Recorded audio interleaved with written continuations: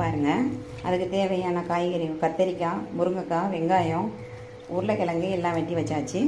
தாளிப்பு தேவையானதும் வெட்டி வச்சாச்சு. அதோட கொண்டக்கடலையும் சேர்த்து தாங்க புளிக்குழம்பு இன்றைக்கி வைக்க போகிறோம். வாங்க பார்த்துடலாம். புளிக்குழம்புக்கு வெந்தயம் போட்டு தாங்க தாளிக்கணும், அப்போ தான் வாசமாக இருக்கும். வெங்காயம் நல்லா வதங்கினோன்னா தக்காளியை சேர்த்துக்கலாம். சாம்பார் பொடி சேர்த்து இதோடு சேர்த்து வதக்கிடுங்க. அப்போ தான் நல்லா களி மாதிரி வந்துருக்கும்.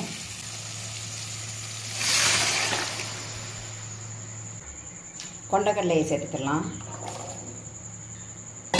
வச்சு ஊற்றிக்கிடலாம். குழம்பு நல்லா கொதிச்சு காயெல்லாம் வெந்துருச்சுங்க. இப்போ அரை மூடி தேங்காய் பால் எடுத்து வச்சுருக்கேன். தேங்காய் பால் இதோடு சேர்த்துக்கிறேங்க. நான் ஊற்றிட்டேன்.